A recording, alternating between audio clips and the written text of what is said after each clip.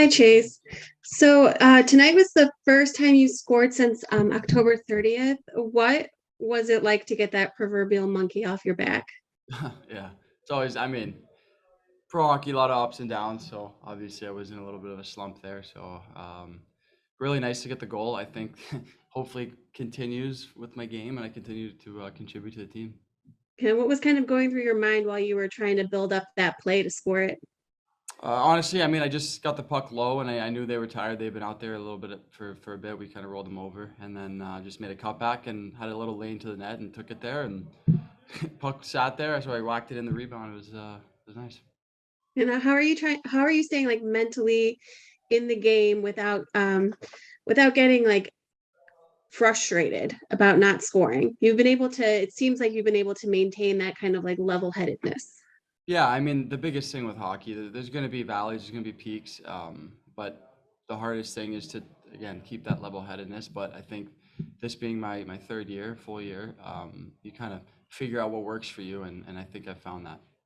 Now the team has been playing with a short bench for a few games now. What does it like speak to what the team is doing to be able to continue to play so well with a short bench? Yeah, I think, honestly, that attitude of next guy up, we've had a lot of guys in and out of the lineup, and everyone's contributed at some point, whether it's guys called up from the East Coast or guys in the lineup every night. I think that everyone's accepted their role, and whatever ice they're given, they're making the most of it. Perfect. That's all from me. Thank you. Thanks. You guys have been playing a lot with short benches, and as the goaltender, you have to stay in it mentally a lot. How do you keep yourself in it, knowing that the guys in front of you are going to be tired? They're going to be on like their last leg. We've done a really good job. Obviously, the last few games we've had a lot of success, and you get a lot of that in the American League with guys coming and going, and obviously this year it's definitely been magnified. But we got a good group in there. I heard Pierce just say "next man up" mentality, and that's what we've been doing, and we've had a lot of success lately. And we got to keep it going. Yeah, now kind of what have you been seeing from yourself also during this time of short benches and getting called up and people coming down? Like, how are you staying just focused on the game in that moment, that shift by shift mentality kind of thing, even though you're in the net? Yeah, nothing changes for me. I like the way I've been preparing all year, and obviously we're starting to score some more goals recently, but no, nothing's changed for me. Whether we have 10 skaters, 20 skaters, guys coming in and out of the lineup, I prepare the same way and try and put my best foot forward. What does it mean to you to be able to backstop this successful team and know that they can depend on you no matter what the situation is? Yeah, obviously it's been really nice for me playing a lot, kind of in a rhythm, have been for a while now. So it's been nice. And I thought the last couple of games we've defended really well, especially tonight. I was a really good team. Obviously they're missing a lot of bodies, but they still pushed hard in the third period. And but I thought we defended really well, didn't give up much off the rush, and we got some timely goals.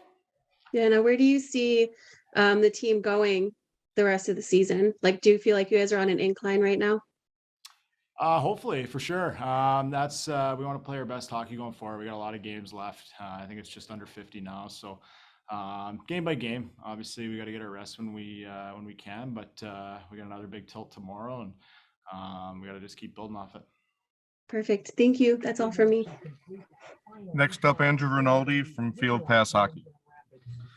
Hi, Cal. So last year you spent a majority of the season on the taxi squad, and as protocols come back, taxi squads are coming back. You're still here in Grand Rapids and getting a lot of games and winning a lot of games. Has that been something the organization has kind of talked with you about to keep you in Grand Rapids instead of kind of keeping you in limbo on the taxi squad? No, not really. Obviously, in my situation, you want to be in the NHL, of course, but it's been nice to stay down here and play some games. Obviously, if somebody goes down up there, I'd be ready to go. But for insurance purposes, it's obviously nice to stay down here and keep myself in the rhythm. All right, and you guys, I mean, playing great hockey, won 4 straight. Do you ever kind of get caught checking the standings at all, or are you just dialed in and whatever happens, happens? It seems like it's all pretty tight. Obviously, every game's big. You played your division most nights, so there's 4-point games every single time we're out there against a division team, obviously. So I think as the season goes on, you kind of take note of where you're at in the standings, but we just got to keep racking up wins and putting ourselves in a good position. Thanks, Cal. Of course. Hey, Gordy. So you've been with the team now since New Year's Eve. Been getting more comfortable with the team, with the league. Got your first point tonight. How did that one feel? Yeah, good to get it out of the way, and gives you a little confidence. So yeah, it's nice. For sure. Kind of now that you've been here for a couple games, what's the difference in the feel of the game between here and being in the coast? Yeah, I think it's just, the pace a little faster. There's a lot of guys who are better skaters, and just forwards are a lot more skilled. It's like every line has guys who can make plays, and so defensively it's a lot harder just because, you got to have tight gaps, you got to have good sticks, and you just can't let guys get behind you either because they're just quicker. I'm a pretty good skater, so I think the biggest thing is just not being lackadaisical and taking it easy on guys. Like you really have to be hard, and you really have to make hard plays. Right on. With the taxi squads and all the protocols and everything, it opens a lot of doors. It creates an opportunity in the lineup to step up and make an impact at this level. What specifically, what do you want to focus on your game while you're here, and what have the coaches talked about, kind of what you need to work on in order to stay at this level? Yeah, I think just playing my game, getting back to pucks, breaking pucks out, keeping it simple at times, but getting in the rush and beating guys with my feet. And just, I think the coaches, with me, I think they just expect harder plays. Obviously you got to limit the turnovers just because there's such good players in this league. They can, put in the back of your net in an instant. So yeah, just, being harder, I guess. I'm not really the biggest guy, so I can't, out muscle guys. So just making hard plays and limiting turnovers is a big thing. Thanks, Gordy. Yep. Thank you.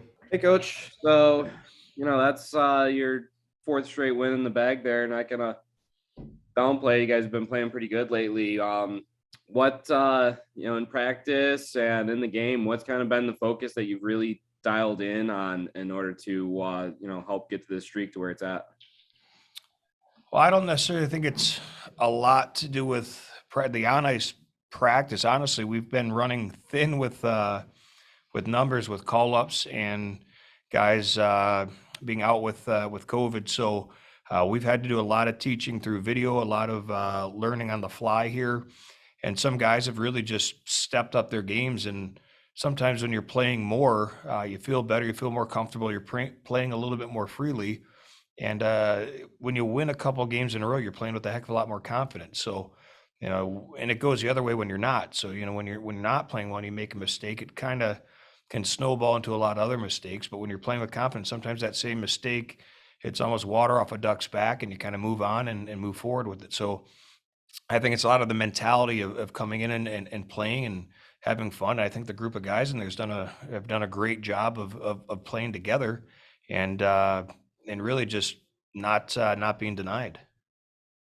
Yeah, kind of rolling out the with the COVID protocols and the taxi squads, and just missing a lot of regulars, playing with short benches. You've had to rely on a lot of guys that you normally don't see very often. How do you commit to such a consistent game plan when the lineup's not consistent at all?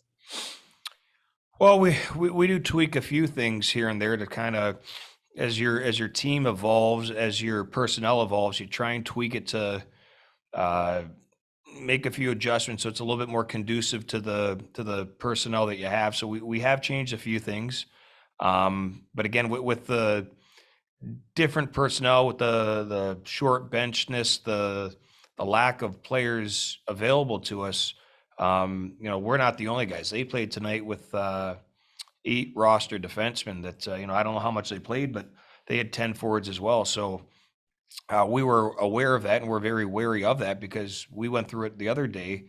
And sometimes, like I said, it's easier when you're playing more. And some of their guys that typically don't play a lot actually played pretty well. And credit to them, I thought they battled hard.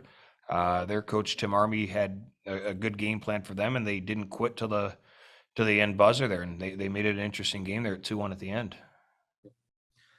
And so, with these gaps in the lineup there, it opens the door for opportunities for other players like Dennis Yan getting some power play time and looking really good lately. He hit a post in the third, had 2 goals his last game. What have you liked from his game lately to trust giving him some more ice time? Well, I thought Dennis came in. He was out with COVID, and he had missed actually before last game. He hadn't played since December 22nd. He hadn't been on the ice. So he came in, got a couple, off ice workouts in. We cleared him with our doctors and went through the whole medical protocol, made sure the cardiac screen, all that stuff is buttoned up. And but it's tough when you go into that situation. I thought for all things considered, he came in, he was great. He felt great. Talked to him after. And it's one thing to play one game, but when you're playing 3 games in 4 nights, he's probably a little bit more tired tonight. But Dennis is at his best when he's playing heavy. He's making smart decisions with the puck, and he's shooting the puck. He's got a heck of a shot.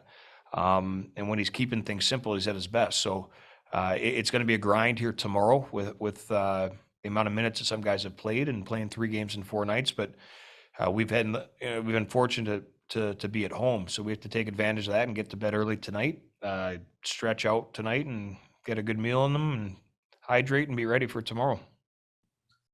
And then last one here, and you've seen Iowa before, but this is the first game hosting Dominic Turgeon and Joe Hicketts, and a couple players that you're obviously very familiar with. And everyone's a professional. You guys move teams. That's just the nature of the game. But surely there's got to be some emotion seeing them back in the ovation that the fans gave for them. Yeah, well, it is always weird to as a player for sure when you're teammates with the guy for so long. But even as a coach, I mean, my first several years here, Joe Hicketts and Dominic Turgeon were also here with me. So, we together kind of grew and evolved and developed as players and coaches, and you develop relationships with those guys. So I've been in touch with those guys and over the years in the off season, and get the occasional call or text and a little bit of ribbing from them. But those guys, I think you're seeing in Iowa how competitive they are. I think that's an innate characteristic of both Joe and Turs that they're helping bring to Iowa, and it's exemplified in their play. And guys like that are big pieces, and they were big pieces of this organization. And we were very fortunate to have both those guys part of the organization for such a long time, and it's great to see them having success and having opportunities with other organizations. But it is weird to see him wearing a different jersey on the other bench, but that is the nature of the business. But we wish them nothing but success. And moving forward, you never know what can happen. So who knows? They might be back here someday. Who knows?